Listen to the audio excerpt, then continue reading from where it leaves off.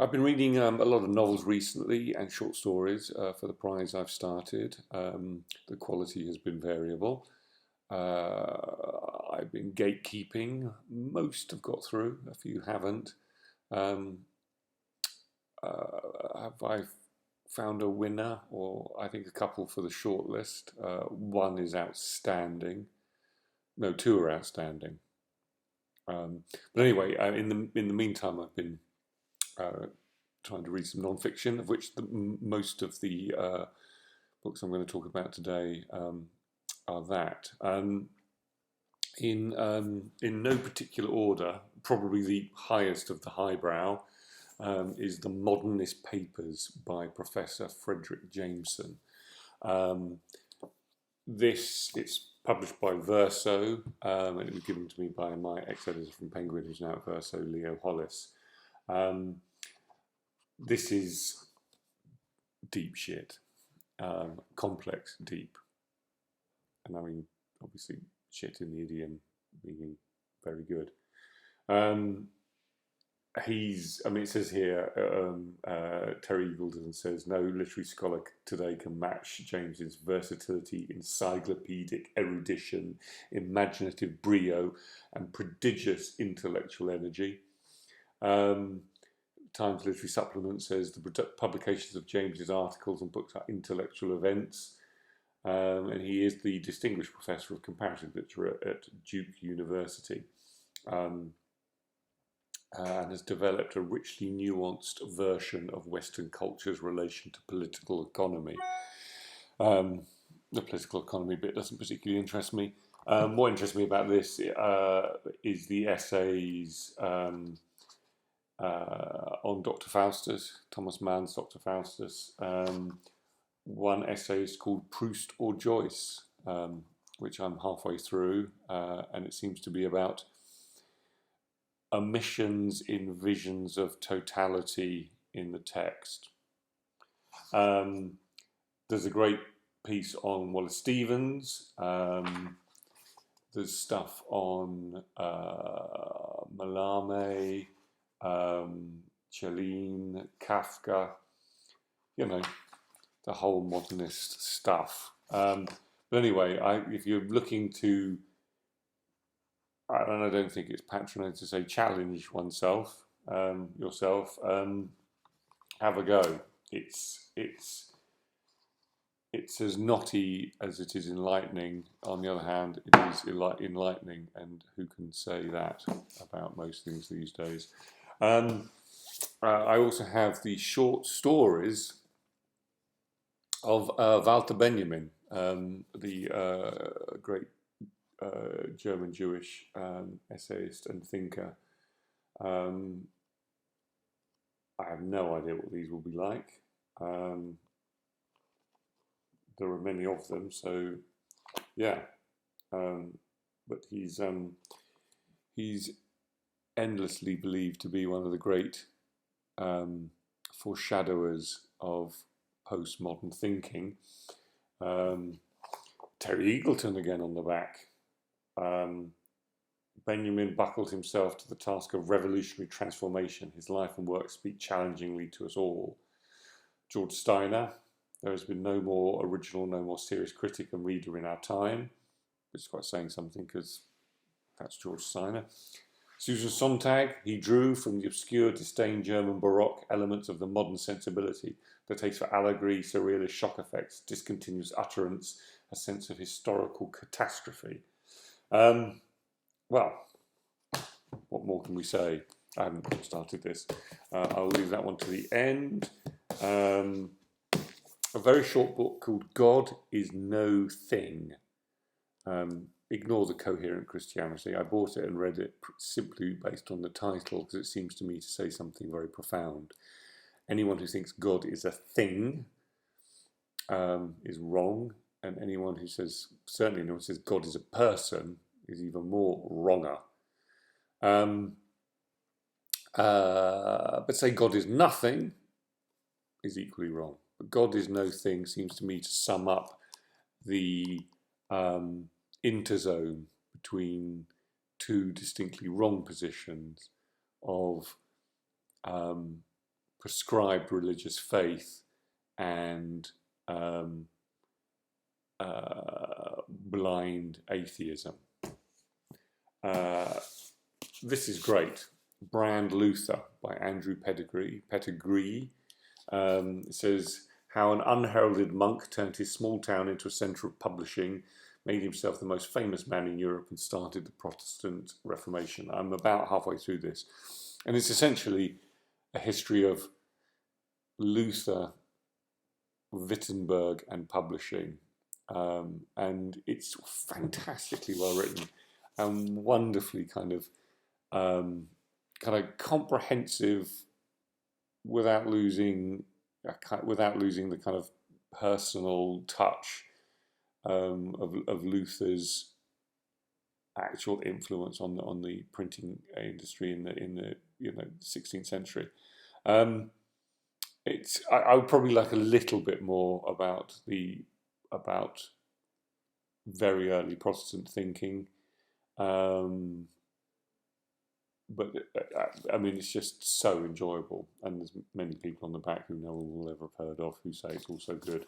But if you're kind of interested in the development of printing, the fact that Luther for 20 years was the most published writer in the whole of Europe, outstripping Erasmus and anybody else. There weren't many people being published before that anyway. We had to wait until. But essentially, the reason we have people being published is that Luther turned it into a viable business model, essentially having a writer brand meant, and that becoming something that printers could rely on for income. Meant that printing spread more broadly across cities, but also that it meant that if they saw a potential, author brand, they knew that they could make it work. So yeah, it's really very, very good. Then we have a little bit lighter kind of in what's the word? In treatment, no less light in content. Sarah Bakewell's At the Existentialist Cafe, Freedom, Being, and Apricot Cocktails. There you are. It's turned the Existential Cafe into chick lit. She wrote a brilliant book on Montaigne, which was called How to Live. And this is a sort of a subtle and nuanced and insightful and sympathetic and generous reading of the phenomenological and existential movement of the 20th century, which has been hugely important in how we think and act in the world. It may have been a little bit, maybe a bit unfashionable now because it was so fashionable, but I don't think that has anything to say about its impact and its meaningfulness and its relevance. And obviously with the endless academic business in exposing Heidegger's Nazi sympathies, well, sympathies is probably too strong, but sort of Nazi passivity has rather tarnished the extraordinary work of Martin Heidegger. But here, we have portraits of Sartre and de Beauvoir, Camus, Heidegger, Edmund Husserl, Karl Jaspers, and most interestingly, I think, Maurice Merleau-Ponty. I think I read this in the weekend, and it basically traces my reading for about 20 years, from the age of 15 to the age of 35. It was quite disconcerting how alike myself and Sarah Bakewell, our journey through these writers. She's read more deeply than me, and clearly is more coherent about it than me. But I found it quite disturbing. I really did. There was a sort of the questions of being that Heidegger um, talks about had such a profound effect on me in a deeply meaningful but not necessarily positive sense. Um, Revisiting that was meant that the kind of falling away that we can feel when we face without um, uh, without armor, without weapons, the sense of what being is. It can be a very, and I know I used this word last week, a very kind of vertiginous feeling. And I felt that deeply through my 20s, and this kind of traced that back for me, and I fell into some of the slightly more worrying holes that one can when one wrestles with such questions. But finally, my favourite book is Mr. West by Sarah Blake. This is a book of poetry, and if you haven't heard about it, it is a poetic biography of Kanye West, or if we're going to pronounce it properly, Kanye West. What to say? I mean, she is a middle-class Jewish white woman from Philadelphia. She writes this book while she's pregnant with her first child, and it is a extraordinary love letter to the human being and artist that is Kanye West. Some of it is it's really quite beautiful. Now I have I have a deep love for Kanye West, and that deep love is based on his music, and it's also based on his public persona, which I find deeply affecting. I think he's a complicated, awkward, brilliant, potentially slightly